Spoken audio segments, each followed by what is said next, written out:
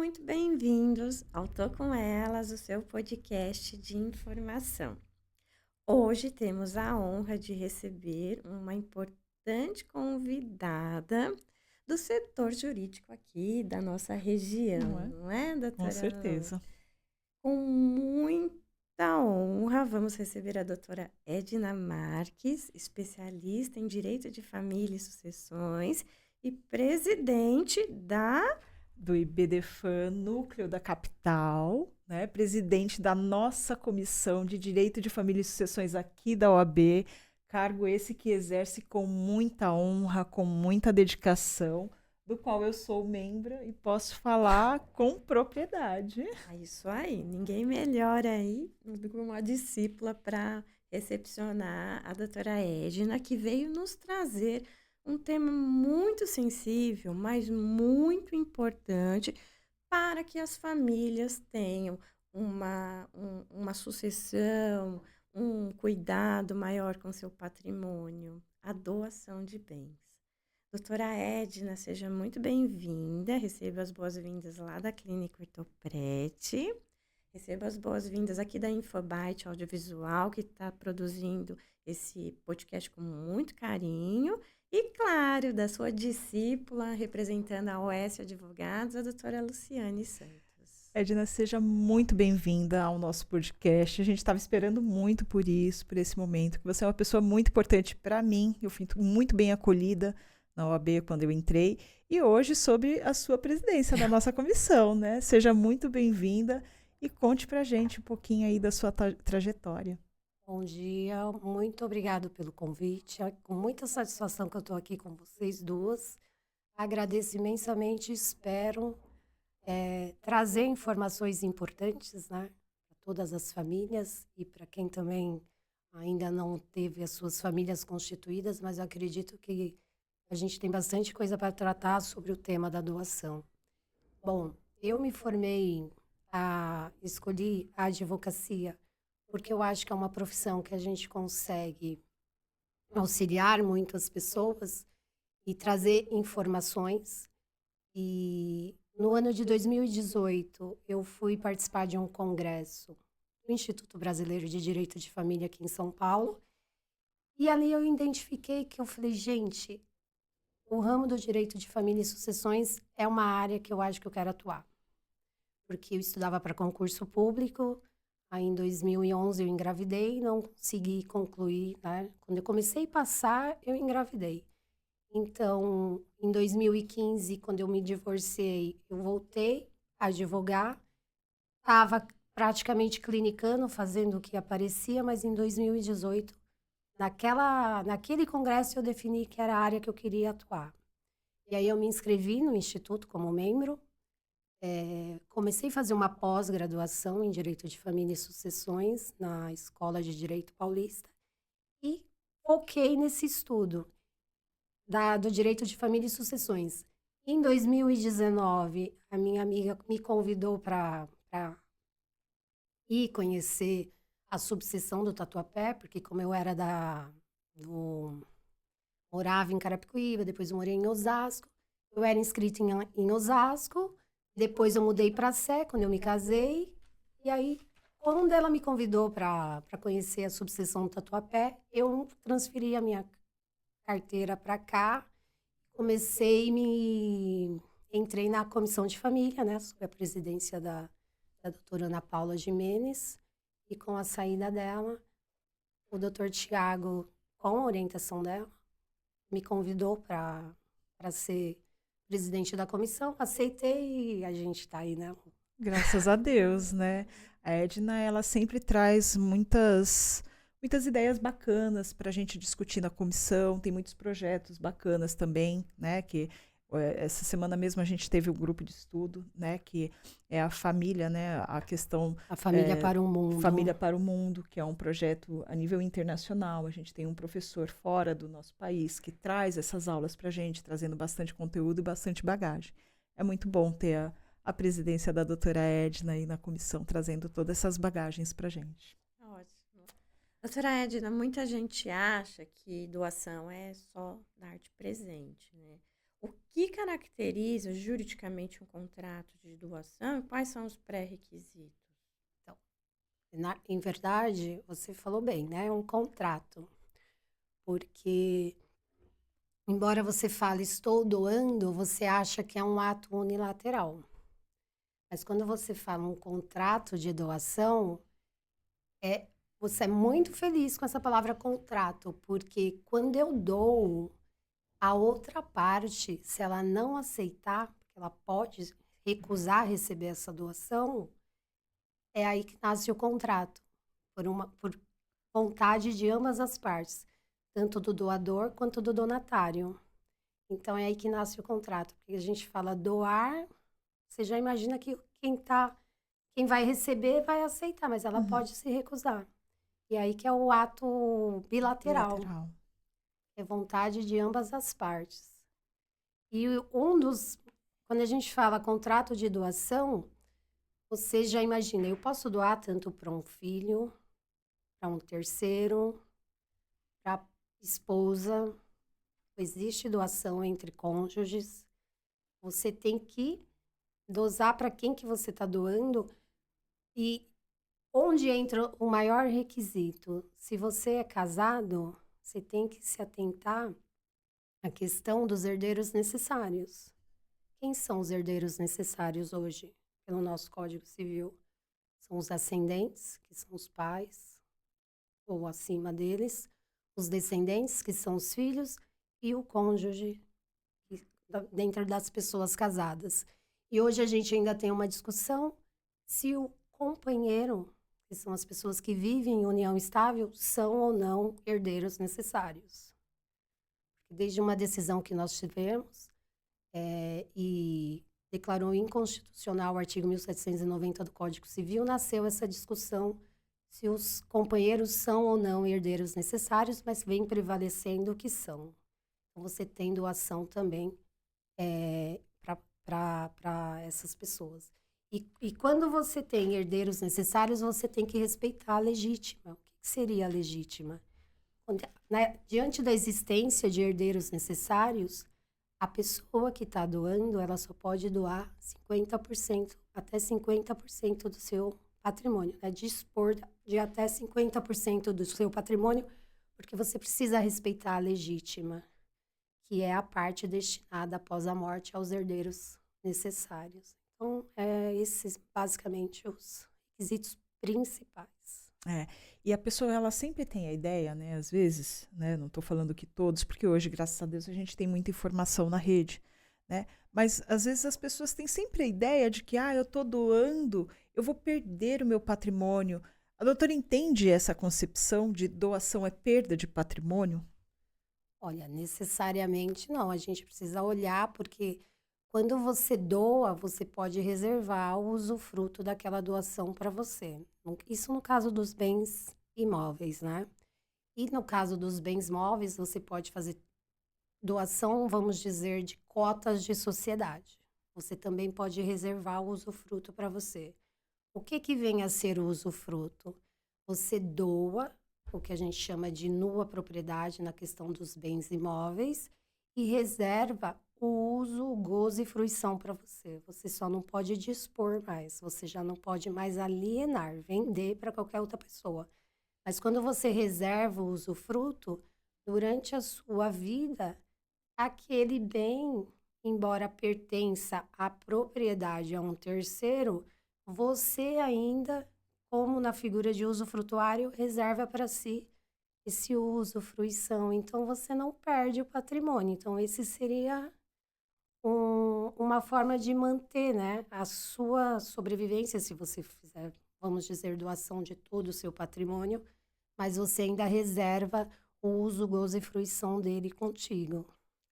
Que é mais ou menos o caso, não sei se vocês viram, o que aconteceu com o Estênio Garcia. Isso, eu estava pensando nele. Por que ele mesmo fazendo a cláusula com usufruto, ele ainda teve que brigar na justiça para ter os rendimentos de volta que ele está passando? Então, esse caso aí, ele foi bem interessante, né? Ainda está em discussão, mas o que eu entendi que aconteceu, depois a doutora Edna pode até complementar. eu entendi que ali, num determinado momento da vida dele, ele deixou aquele imóvel para locação. E quem administrava a locação desse imóvel eram as filhas. E aí, num dado momento, um conflito ali que existiu entre eles, essas filhas retiveram esses valores que deveriam ser enviados para ele, pelo que eu entendi. E não foi. E aí, no momento que ele precisou desses valores, ele foi lá e falou: olha, eu preciso que vocês me passem esses valores. Né? Porque o uso, e quando a gente fala fruto, é justamente isso. É os rendimentos que aquele bem locado pode te trazer. Né? E aí, quando ele reivindicou, começou toda essa confusão, a ponto dele ter que ingressar em juízo e falar: olha, eu tenho o usufruto desse bem. Né? Então, se eu tenho usufruto desse bem, então é obrigado que elas me repassem esses valores dessa locação. Né? E está essa discussão por conta disso. Mas ele é o detentor desses frutos que esse imóvel está gerando. Né? E, infelizmente, como a gente vive nesse país de meu Deus, né, nesse Brasil de meu Deus, sempre pairam essas discussões quando tem essas retenções indevidas, porque elas alegam que ele não tinha condições de administrar esse patrimônio, por isso que elas foram colocadas nessa administração. No entanto, no momento que talvez ele saiu ali de uma situação médica que esporádica, hoje, né, pontual exato, que ele estava vivendo, né? E aí foi quando ele foi reivindicar esses valores e deu essa confusão toda, né? Porque até onde eu tenho conhecimento, ele não tem nenhuma restrição, né? Ele não Não. é curatelado, então deve ter sido algo muito pontual Pontual. ali na vida dele, que precisou do auxílio de terceiros, no caso as filhas, né? Porque, infelizmente, você vê, é uma celeuma que acontece nas famílias, né? Você vê, se você olhar, tem até uma figura criminosa, né? Sim. Porque você se apropriar de algo que não é seu, é apropriação indébita. Você vê, olha como que, quando envolve dinheiro, as questões são delicadas, né? Os laços familiares aí se estremecem, né? Se estremecem. Por isso que é importante esse podcast para afirmar e alertar que quando você faz um planejamento sucessório, isso você lá na frente acaba se tornando com ética e com técnica um instrumento de paz, né, doutora? Você vê, olha, falando especificamente desse caso, a gente tem uma figura jurídica pouco até conhecida, que é a autocuratela, que é um instrumento público que você faz, que você nomeia pessoas para administrar o seu patrimônio numa situação de vulnerabilidade, incapacidade esporádica. E quando você cria esse instrumento, você consegue delimitar como que vai ser administrado os seus bens durante aquele período da sua incapacidade. Você delimita com o que vai ser gasto os seus valores. Porque depois você pode cobrar desse curador provisório uma prestação de contas daquele período que você esteve incapacitado. Então, a gente tem muito instrumentos jurídicos para resguardar-nos em várias situações, mas por falta, às vezes, até de conhecimento, a população não conhece. E isso é a importância, né, da gente ter auxílio de pessoas capacitadas e de profissionais especializados.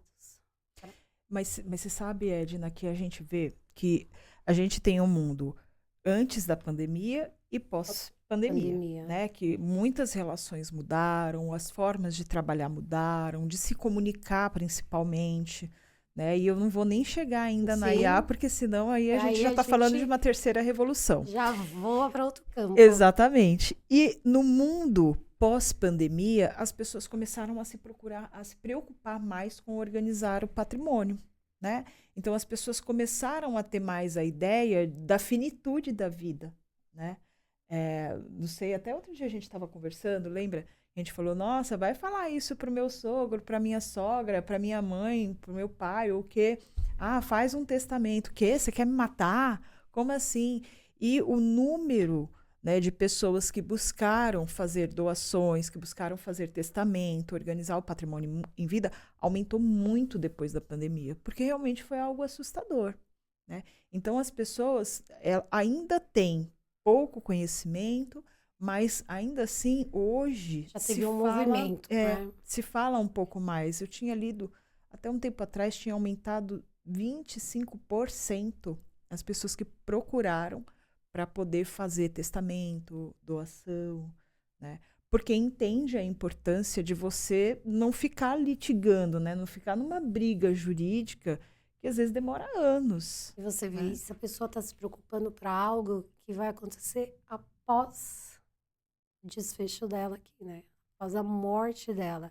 Ela já tem uma preocupação que vai além, né, da vida dela. Já para evitar discussões entre os herdeiros referente àquele patrimônio que está recebendo. Realmente são decisões delicadas, mas você vê, a pessoa tem uma preocupação que, teoricamente, nem caberia a ela, né? Porque durante a vida dela tá ali usufruindo, né? Administrando o patrimônio dela e ela pensa além.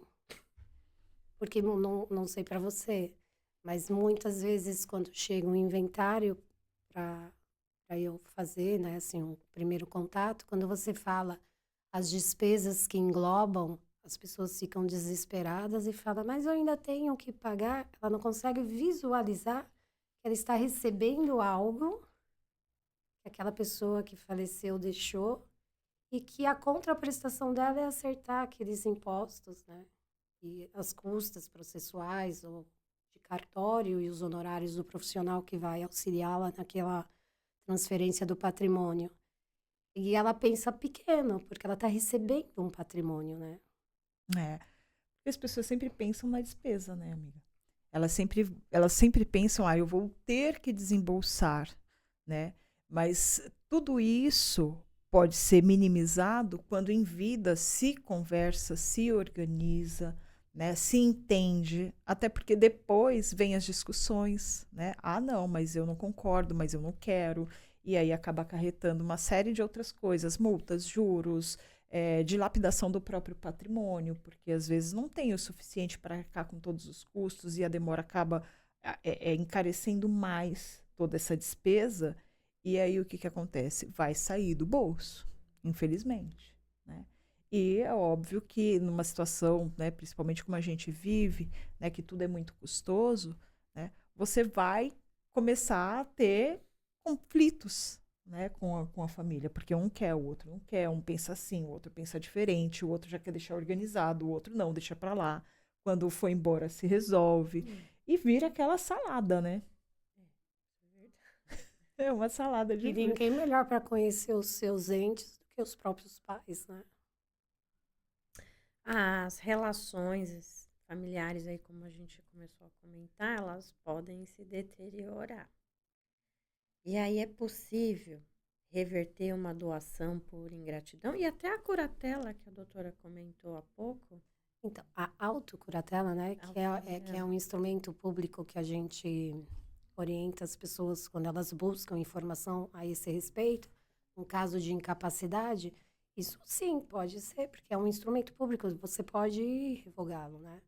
Porque você faz disposições para quando você não tiver capacidade cognitiva, por exemplo, pessoas que vai fazer uma cirurgia e vai para UTI e fica meses. Anos, né? Tem outras que, igual o caso lá Da Anitta, né? Da Anitta, né? Que tá quantos anos? Acho 10 anos. 10 anos na UTI, desde né? 2010. Tá em coma, né? Então, esse tipo de instrumento, se você tem ele, durante todo esse período, tem alguém cuidando do teu patrimônio com as regras que você determinou. E se ela retomar ali daquele coma, aquele instrumento perde a validade naquele momento. E ela volta a capacidade dela. Então, são instrumentos que você consegue fazer para esses momentos. A doação também, doutora? A doação em casos de ingratidão, né? Você pode revertê-la. Que motivos? Olha, graves? Ou qualquer motivo? Não quero mais. Não, por exemplo, você faz uma doação. Eu faço uma doação para minha filha. E fico sabendo que a minha filha está falando coisas horrorosas a meu respeito. Eu posso, por ingratidão dela, reverter essa doação. Então, são você tem essa liberdade, né? Isso, se a pessoa ainda tiver com aquele bem, né? Porque ela Pois é, pode, porque ela pode no ela meio da pode vida já ali. ter se livrado dele. Exatamente. Por isso a importância do usufruto, né? Pois é. E você vê, e é tanta coisa, né? É porque é tanto instituto, e a gente, assim, é tanta coisa que a gente tem que estudar e já fazer os links, já fazer as Linkando. proteções, né? Como você mesmo colocou logo no começo, olha, tem que observar a legítima, os herdeiros necessários, que muita gente também nem sabe quem são os herdeiros necessários, né? Quando a gente fala, nosso mundo jurídico é muito prático, porque a gente tem isso de cabeça, que nem você lá na odontologia, quando você fala de obturação, não sei o quê, eu fico assim, mas o que significa isso? O que conversa né? com o quê, né? Exatamente. Então, quando a gente fala desses herdeiros necessários, que são os ascendentes, né? Pais, mães, os avós e os descendentes, filhos, né? Que estão nessa linha reta que a gente fala, né? A linha reta, né? E eles têm a parte deles preservadas por lei, ninguém mexe, né? O que você pode doar são os outros 50%. Né? E aí você pode acabar privilegiando um filho um pouquinho a mais que o outro nessa esteira, né? Nessa onda de doação. Né? Mas tudo isso são instrumentos de proteção, porque às vezes você tem um filho que você não precisa deserdar ele, né? Por ingratidão. Mas às vezes ele é mais, né, cabecinha voada, você sabe que, poxa, vou deixar um patrimônio na mão dele, ele vai escoar sim, né? Então, o que você faz? Você reserva a parte dele, né, que é por lei, mas ao invés de você beneficiá-lo ainda mais com a parte disponível, você acaba doando para o outro. Só que aí você acaba, né, de uma certa forma, a depender ali das relações entre eles, criando um conflito ali dentro da relação. Seria uma antecipação de herança? Não necessariamente, né, A Edna? doação, você pode entender ela como seria, né? Antecipação da legítima. Que não deixa de ser, que é a parte disponível, né? Exato.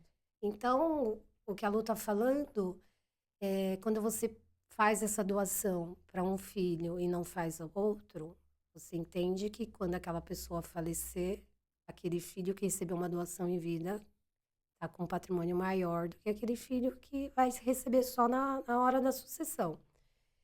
E aí a gente tem um instituto que chama colação.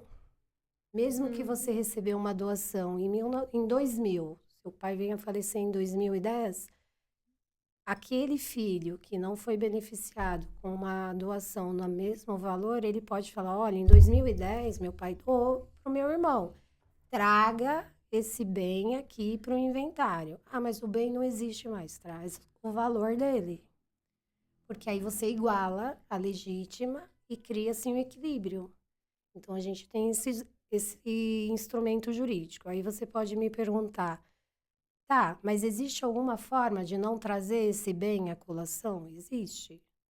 A pessoa que faz a doação, ela tem que colocar no instrumento, que é a escritura pública, que aquele valor daquele correspondente àquele bem no ato da liberalidade, que é da doação, está saindo da parte disponível, né? Porque a gente tem a legítima, que são os 50%, e os outros 50% seria disponível, que é o que o doador pode dispor em vida, que está saindo daquela parte disponível, e aí ele dispensa aquele bem da colação no momento do falecimento dele.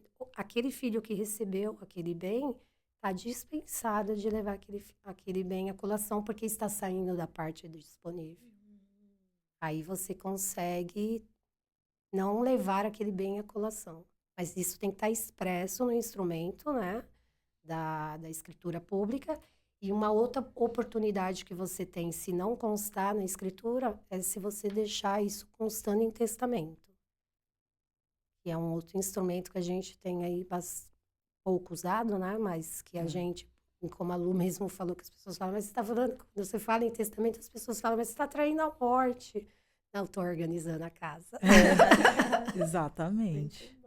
E engraçado, né, que aqui a gente tem uma certa resistência, né, que está sendo quebrada, né, muito depois da pandemia, mas a gente tem uma certa resistência a esta organização de patrimônio em vida, né, porque o patriarca, o dono daquele patrimônio, ele tem né, aquele poder em si, né, que está ali e ele é o controlador de tudo. E quando ele doa, né, ou ele faz essa distribuição em vida, ele se sente ali naquela situação, naquela sensação de impotência. Peraí, mas eu estou doando tudo? Como assim?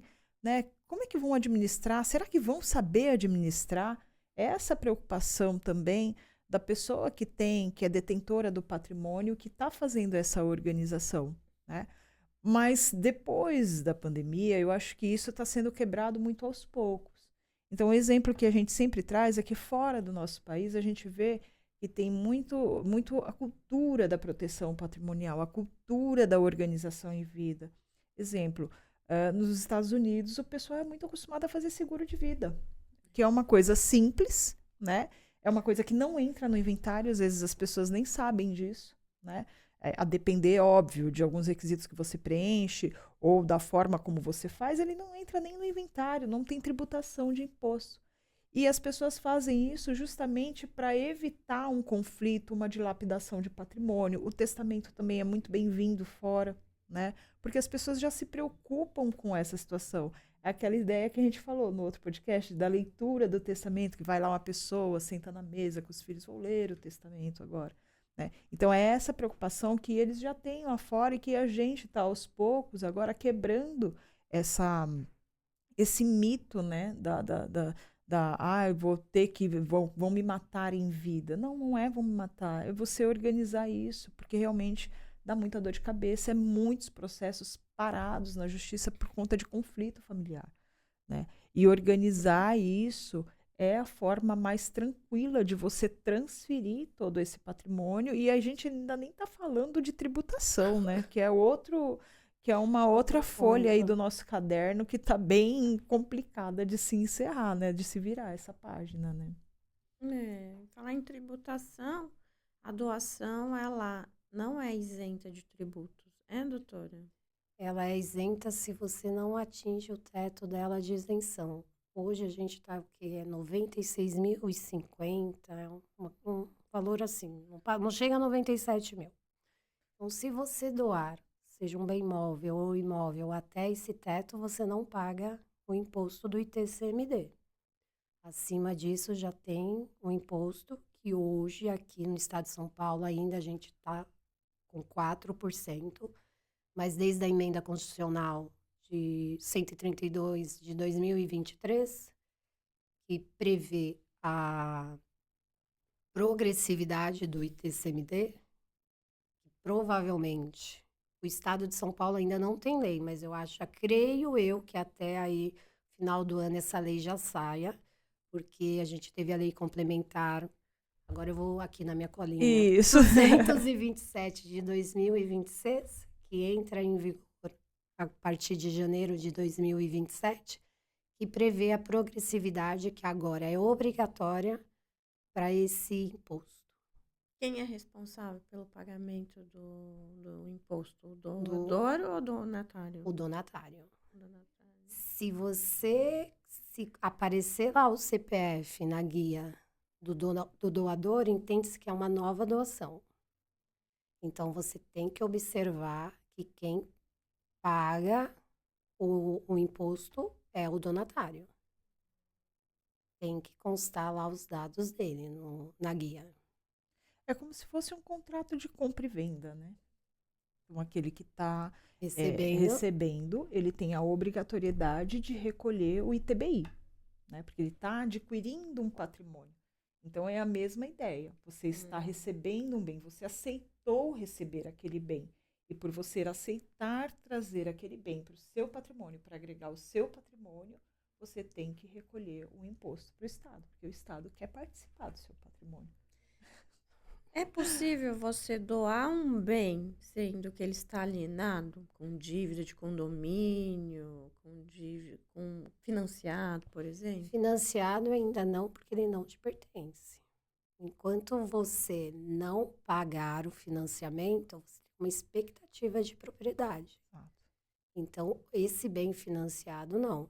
Agora, por exemplo, com dívidas de condomínio, se essa dívida ainda não tiver em juízo, né, ajuizada, você ainda não tem um credor ali.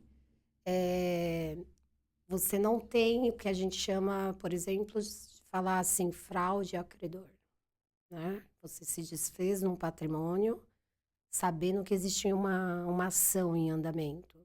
Você pode, sim, doar. E o condomínio depois, né, de vir cobrar.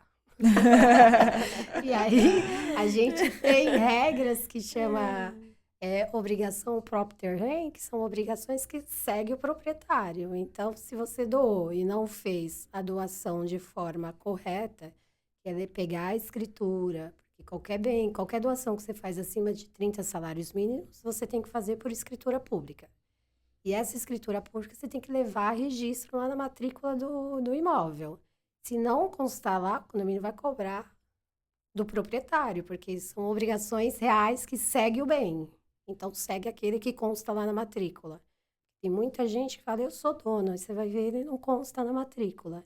Então, ele ainda não é dono. Ele é possuidor. E aí tem todas essas diferencinhas que aí a gente já vai entrar numa outra discussão, né? Que é a questão da posse, né? Que é um dos direitos aí de propriedade. Edna, eu preciso fazer uma pergunta que é muito importante com relação a essa questão do instituto, né? A gente sabe que, às vezes, né, o pai ou a mãe, ele quer doar uma propriedade, mas ele fica pensando no genro ou na nora, né, que está ali.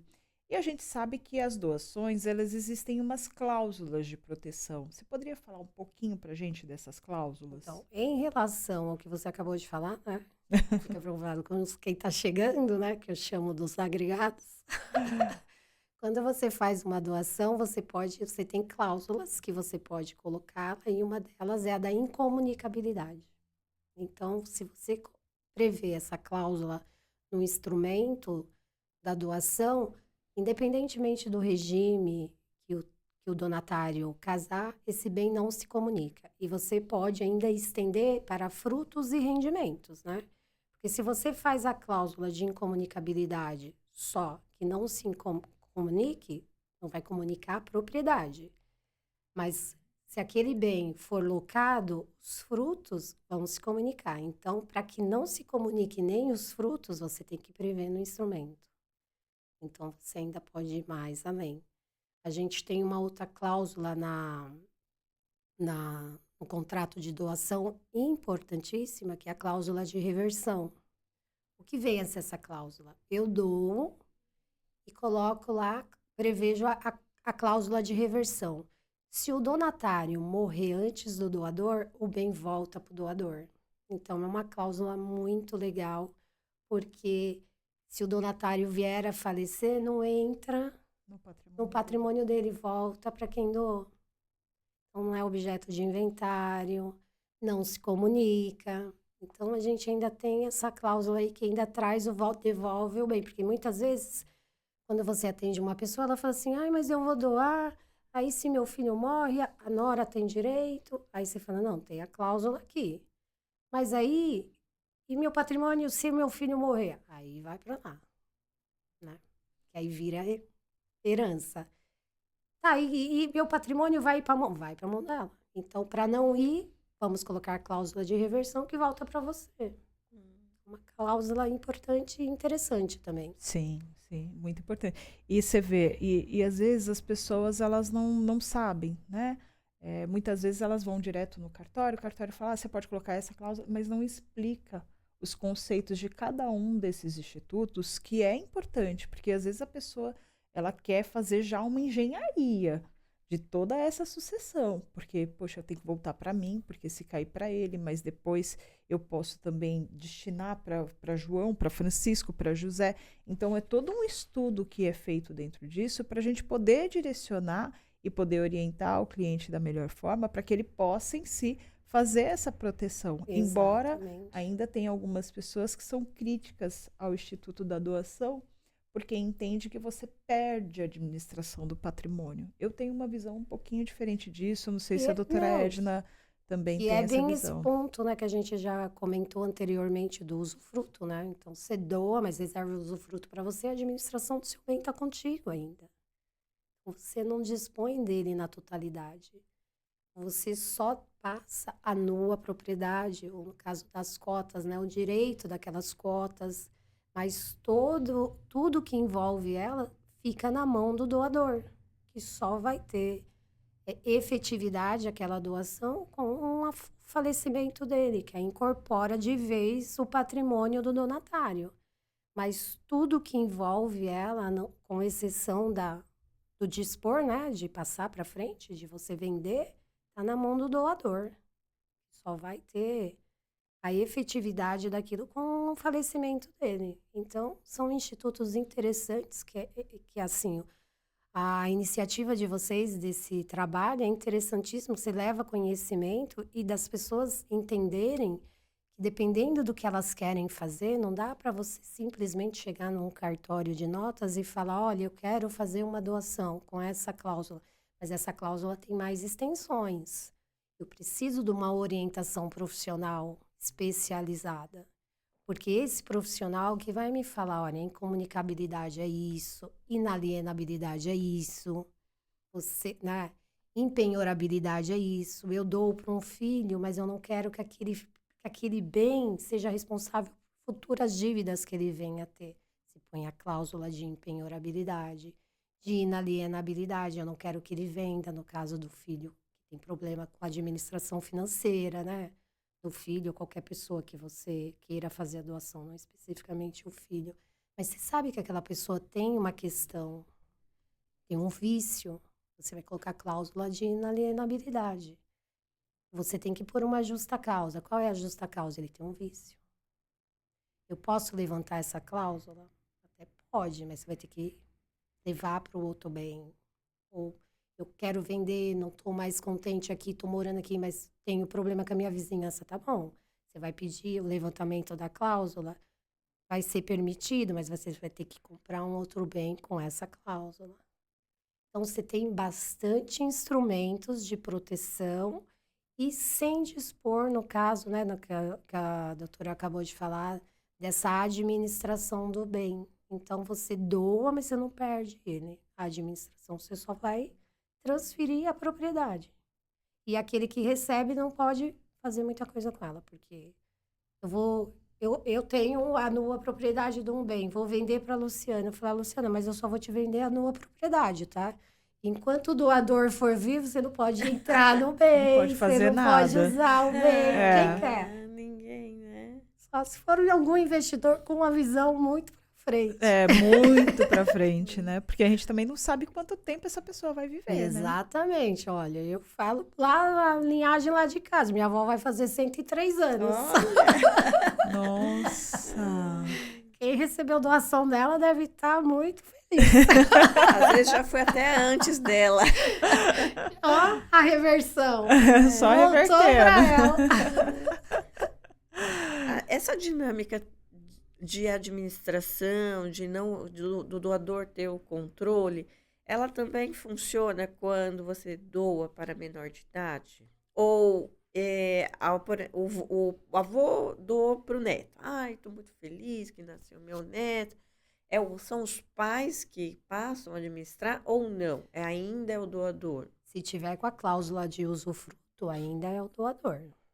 A cláusula de usufruto é que vai trazer essa administração para o doador. Porque se ele doa sem usufruto, o bem saiu do patrimônio dele na integralidade. Aí o que ele pode prever essas outras cláusulas de inalienabilidade, empenhorabilidade, de incomunicabilidade. Então, ele pode prever essas outras cláusulas. Mas se ele não fizer a reserva de usufruto, o bem sai na integralidade. Aí ele deixa de ter qualquer tipo de administração. Aí passa para os representantes legais no menor, né? Até a maioridade, que Até a também. maioridade. Ô, Edna, e a gente pode fazer isso dentro do inventário também, né?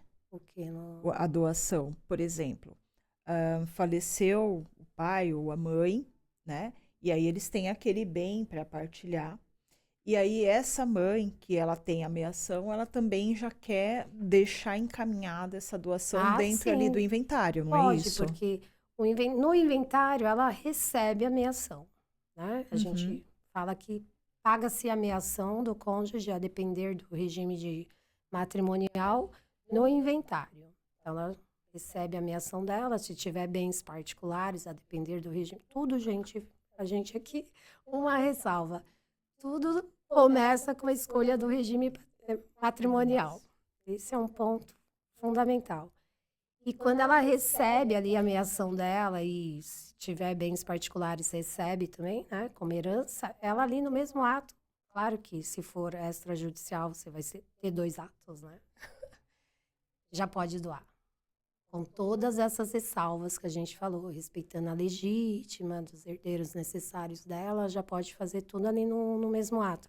São atos, vamos dizer, contínuos, né? Mas já naquele momento você já faz todos eles, com todas as implicações tributárias e registrais. E aí, dentro de um único ato, ela já consegue resolver tudo Já isso, deixar tudo consegue, estruturado, para não ter que fazer um inventário futuramente também. Seria o da futuramente. parte dela, né? Exatamente. Com todos esses requisitos que a gente aqui ao longo da conversa está falando, né? Todas Perfeito. essas observações.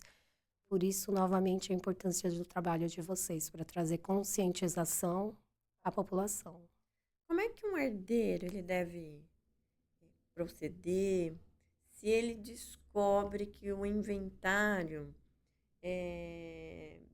não está havendo a transparência, não sei se seria esse o termo, ou se ele descobriu algo, meu pai doou para o meu irmão, eu não estava sabendo. Como ele faz esse levantamento? Olha, para fazer o levantamento, ele tem que ter no mínimo conhecimento do patrimônio que o pai tinha, né? Porque se você não tem conhecimento desse patrimônio, fica até difícil você saber se o pai doou para alguém, não doou. Aí você tem que fazer uma varredura mesmo. Normalmente a gente pensa, se eu moro aqui no Tatuapé, normalmente a gente tem patrimônio por aqui. Mas tem pessoas que saem comprando imóveis de acordo com a oportunidade, né? Investimento. Se você não tem esse conhecimento, você vai ter que tornar aquele inventário litigioso Hum, para poder levar essas questões para dentro do inventário e aí pedir ofício. Aí o próprio magistrado daquele processo vai expedir ofício.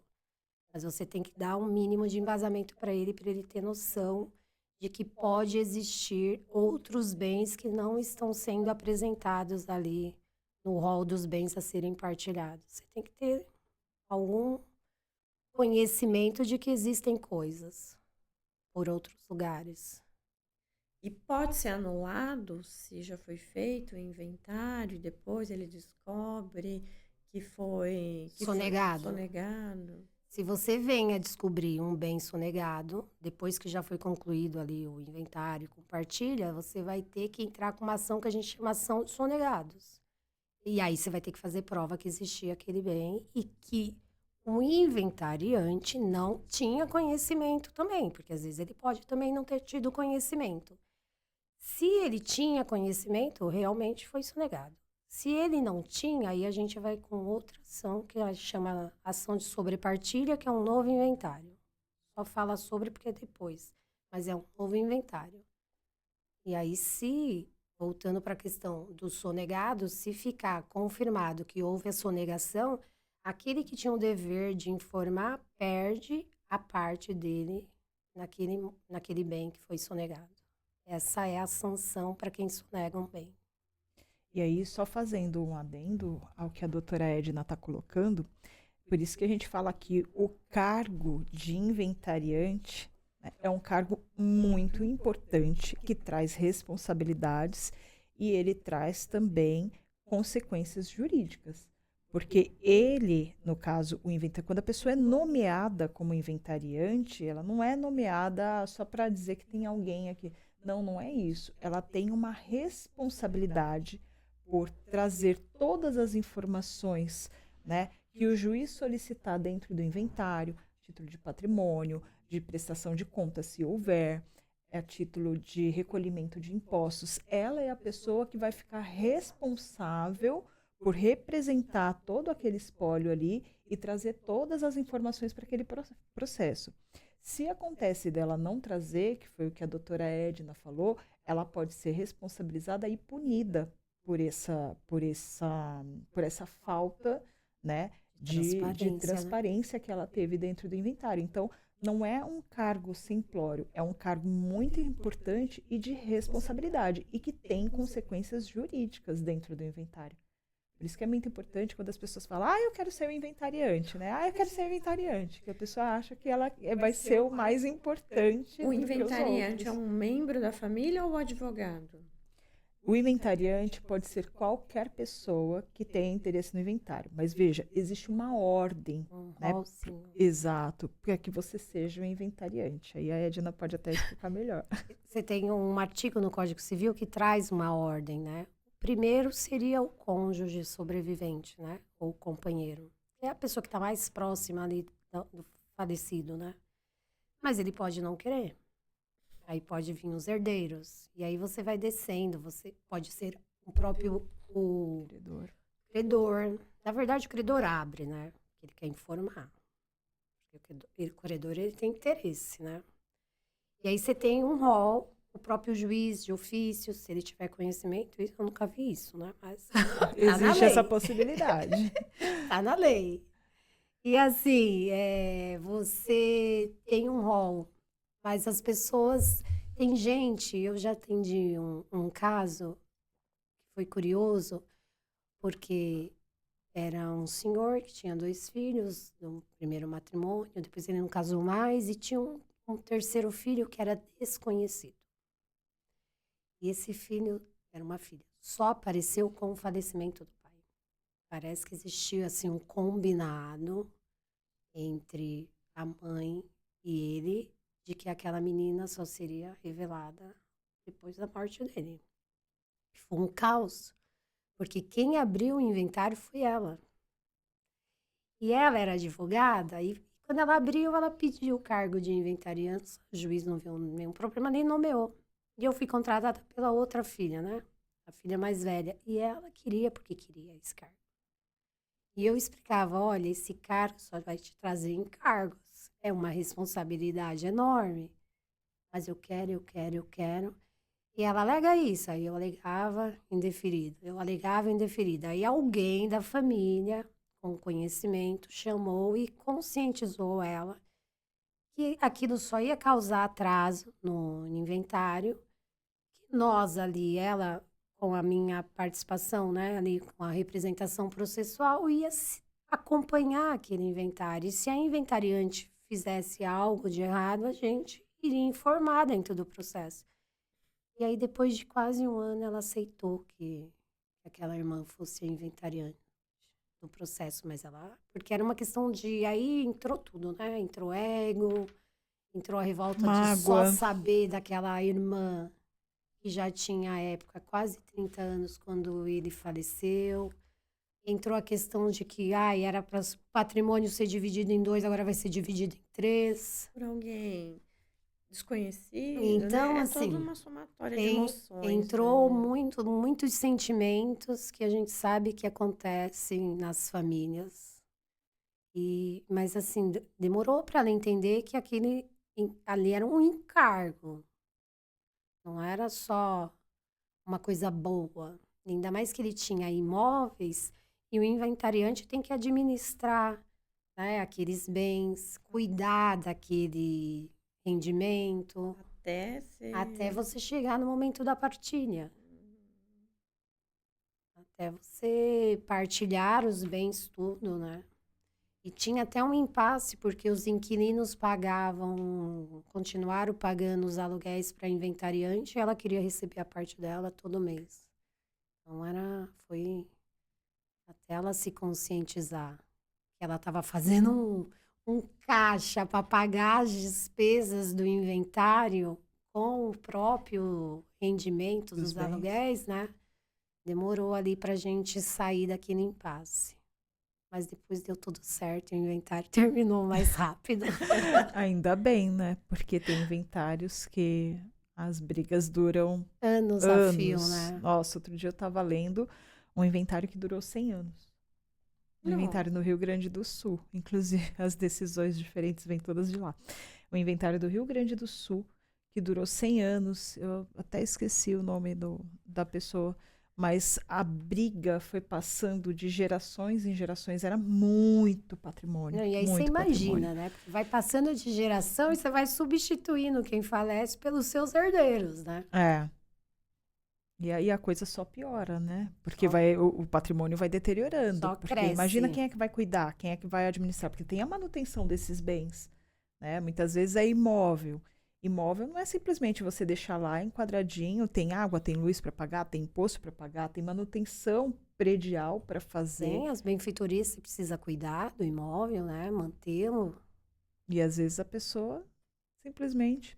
E nessa toada, né, que a gente explicou aqui muito bem como é que funciona o inventário, que às vezes demora séculos, anos, né, a fio, e o patrimônio vai se deteriorando. Quando a gente volta para falar do Instituto da Doação, né, a gente tem também uma pergunta que as pessoas se fazem: mas é melhor fazer a doação ou o testamento? Porque às vezes as pessoas confundem por achar que são parecidos, mas não são, né? E aí, como é que você explica isso? A doação é um contrato que vai ter validade a partir do momento que você conclui ele, né?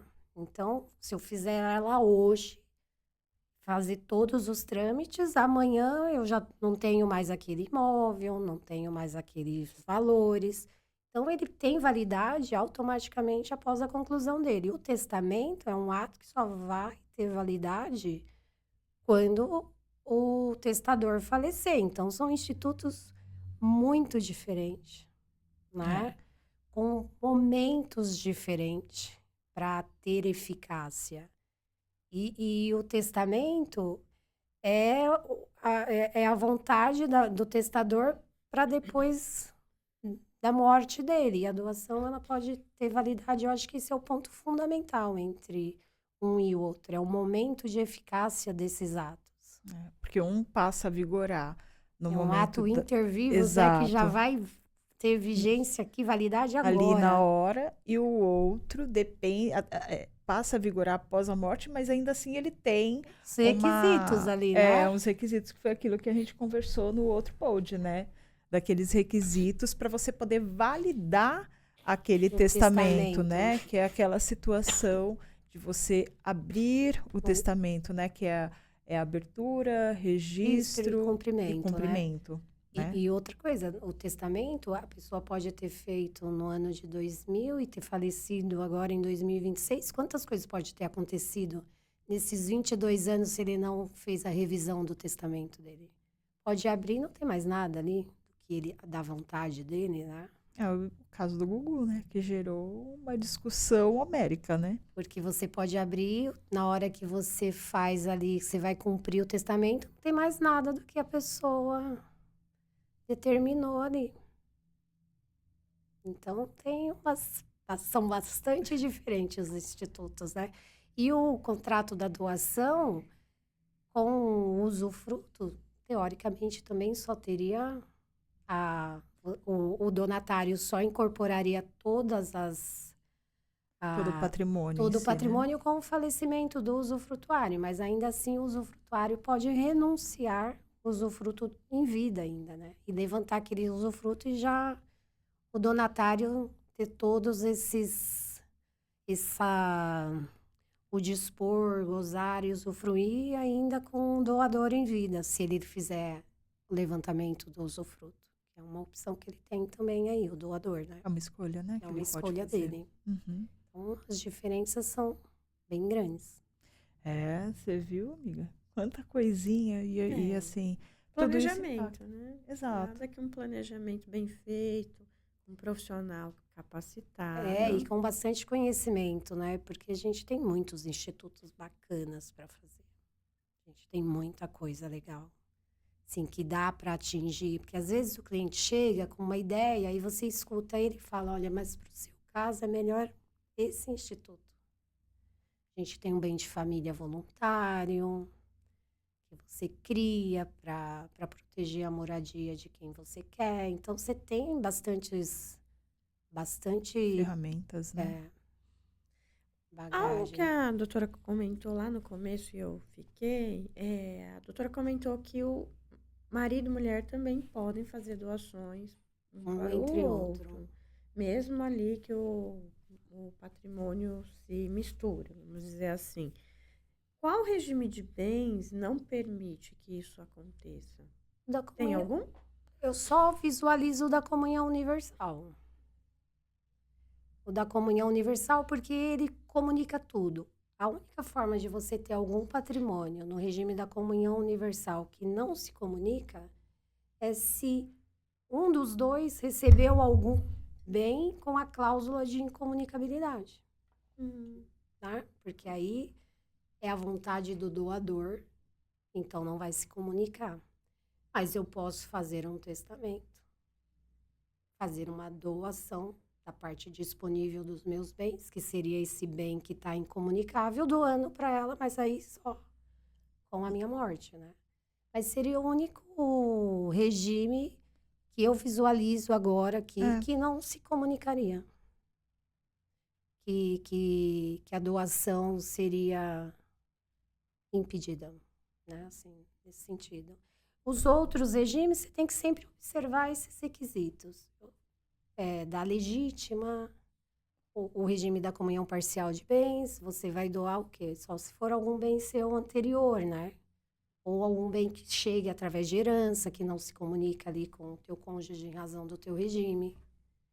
Basicamente, mas pode, sim, ter respeitado todos esses limites da presença de herdeiros necessários. Exato. E com a legítima. E com o advogado do lado, explicando tudo certinho, a importância desses institutos, os impactos jurídicos De cada um isso vai deles. ter, né, para um futuro também, né? Então, se essa pessoa estiver amparada, estiver respeitando, né, os requisitos legais e amparado por um profissional que possa esclarecer para ele todas essas questões, com certeza ele vai estar fazendo aí um planejamento eficaz. Vai ter um bom respaldo e se for um testamento, a vontade vai prevalecer. E se não tiver um esvaziamento desse testamento ao Exato. longo da jornada, né? Exatamente. Doutora Edna, como a doação ela vai se encaixar num planejamento sucessório, evitando assim conflitos familiares? Olha, eu penso que uma doação, para você evitar conflitos, ela tem que ser transparente, né? Primeiro ponto, que os outros herdeiros, se tiverem conhecimento, saberem o porquê daquela doação. Porque, às vezes, tudo que você passa para um filho a título gratuito é doação. Tudo que a gente faz por alguém de forma gratuita é uma doação. Eu presenteio alguém, eu estou doando, né? Então, você vê, às vezes a gente fala até coisas que a gente até assusta. Pago a faculdade do meu filho, ele fez 18 anos, eu estou doando.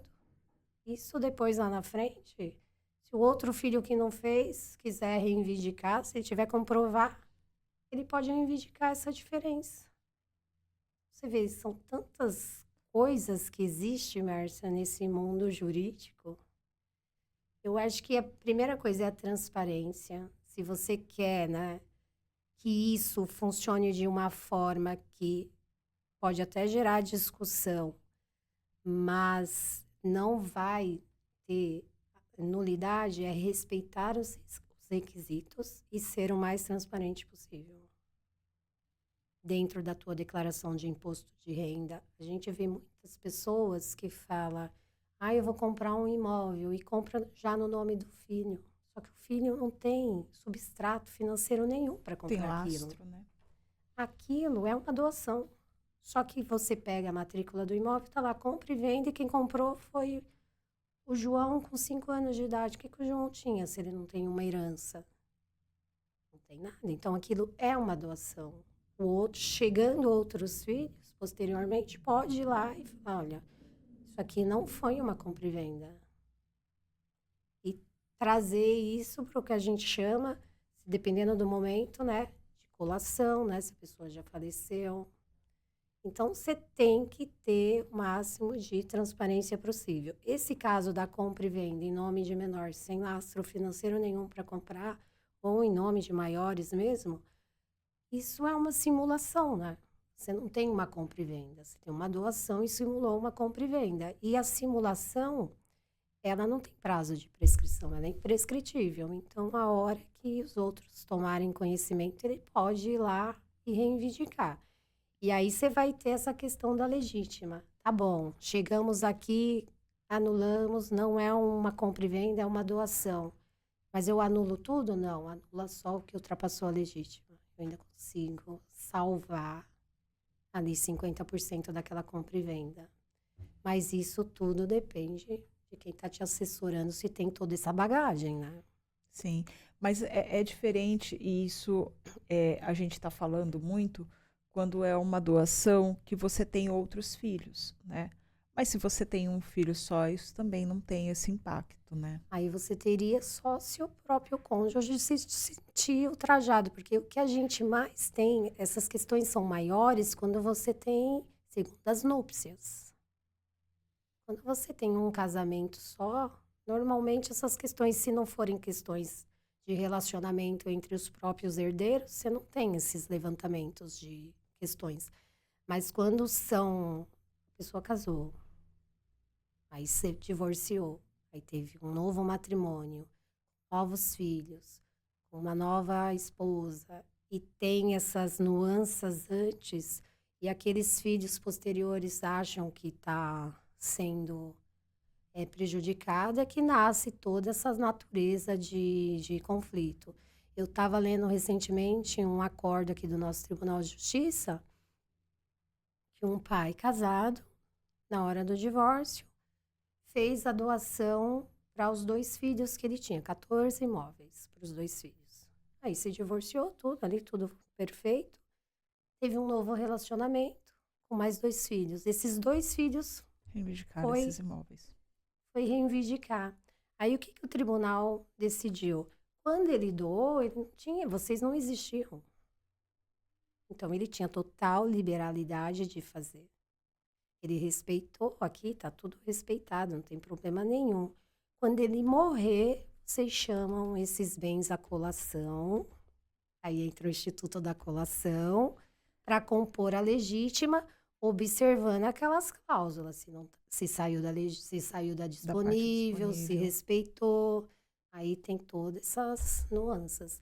Mas naquele momento, aquela ação não tinha o porquê da existência dela.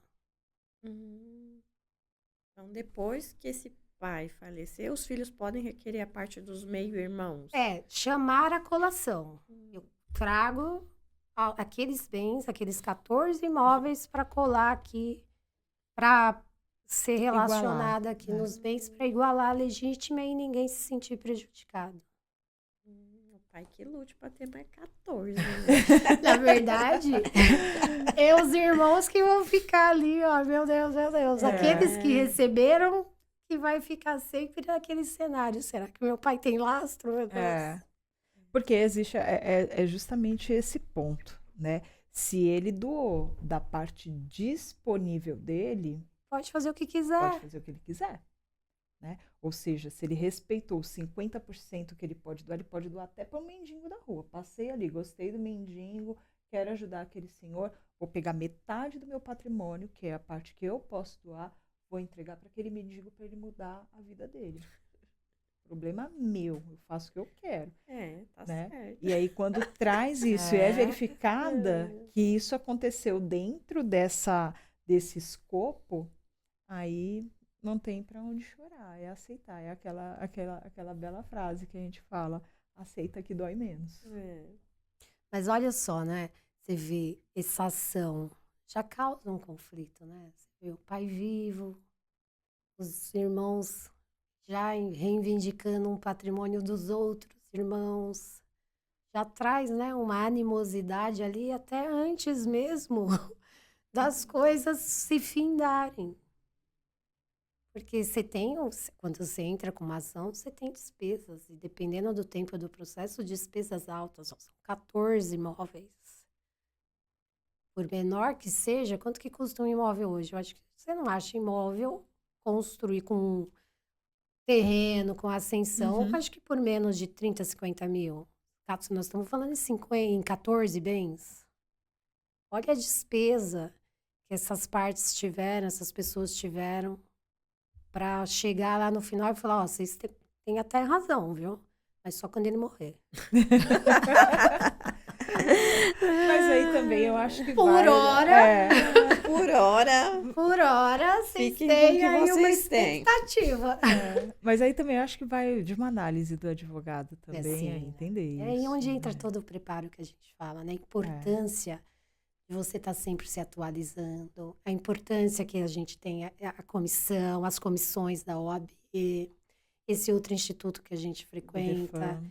esse monte de palestras, esse monte de cursos, Atualização. a atualização dos profissionais, como você tem muitas frentes de trabalho, você não consegue ser um bom profissional se você quer fazer tudo. Eu lembro, nos 3 anos pós-divórcio, eu clinicava.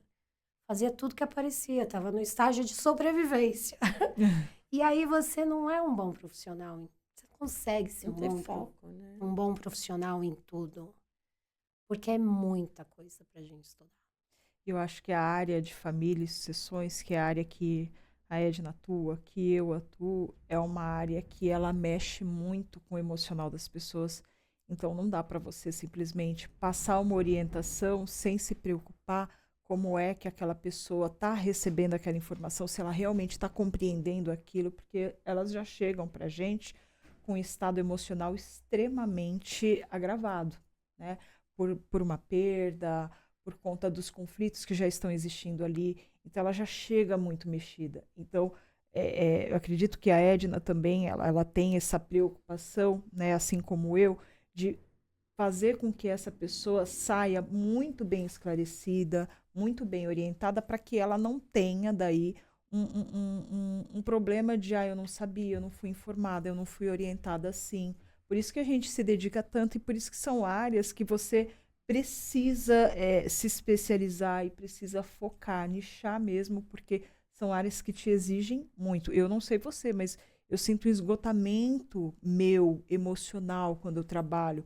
Você chegou aqui falando de ontem, né, toda essa situação de você, nossa, eu cheguei em casa esgotada. Às vezes eu faço reunião que dura 2, 3, 4 horas, eu já cheguei a ficar em reunião e eu acabo a reunião esgotada, porque tem a questão emocional, né, que é pesado também. São pessoas que ontem mesmo um dos bens era derivado de uma herança e uma parte queria vender, a outra não.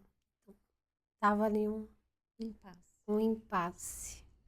Então você via como a parte que não queria vender estava sofrendo para assinar aquele ato. E a orientação foi: se você não assinar hoje, não tem problema nenhum, você só vende aquilo que você quer. Só que você só é dona de metade. Então, se ela entrar com uma ação para extinguir esse condomínio, vai vir uma ordem judicial mandando vender. Você pode comprar? Não. Você pode comprar? Não. Então vende. Doutora Edna, chegamos ao fim de um episódio, mais um episódio, mais do que uma aula jurídica, foi um guia aí de aconselhamento, de orientação, com muita técnica, muita ética, para as famílias se organizarem em relação ao seu patrimônio, em relação aí à sucessão. Agradecemos todo o seu tempo, a generosidade de compartilhar seu conhecimento. E que venham os próximos, né? Com certeza. E pela doação do seu tempo aqui hoje, que foi pra gente uma aula, né, com muita clareza, muita sensibilidade nos temas. A gente quer te presentear pela sua participação. Então, receba aqui da doutora Mércia, com muito carinho, um presente nosso Tô Com Elas, para você poder aí lembrar dessa sua participação, dessa doação. Muito obrigada. Eu adorei participar do podcast com vocês. Eu parabenizo as duas pela iniciativa. Acho um trabalho excelente para a gente trazer esse esclarecimento. Tentei ser o mais sucinta e clara, uma linguagem acessível para quem não seja do mundo jurídico possa entender também. E parabenizo vocês pela iniciativa. Muito obrigada. Doutora, deixa aí os seus contatos, suas redes sociais, se alguém tiver interesse em conhecer melhor os trabalhos que a doutora executa, onde que elas podem te encontrar, tem Instagram, pode falar aqui. Eu tenho, o meu arroba é ednamcunha.adv. Eu estou como presidente lá da comissão, então também tenho lá os meus dados no site da subseção da OAB do Tatuapé, né? Estou como coordenadora do núcleo da capital do IBDFAM, desde a gestão agora de 2026, com a presidência do Dr. Marcelo Truzzi e da vice Daniela Mucilo. Estamos aí tentando trazer conhecimento, esclarecimento por esses dois vieses, tanto pelo Instituto como pela OAB. A gente está com bastante coisa acontecendo. Participem, os convites estão aí e muito obrigada pelo convite. Prazer é nosso, obrigada, viu? E para você que nos acompanhou até agora, não deixe de maratonar os outros episódios do Tô Com Elas. Acompanhe também as redes sociais da Infobite Audiovisual, da OS Advogados e da Ortoprete Odontologia. Muito obrigada e não esqueça de planejar, porque quem ama, cuida de pessoas e também de patrimônio. Com certeza. Tchau, tchau, pessoal. Obrigada.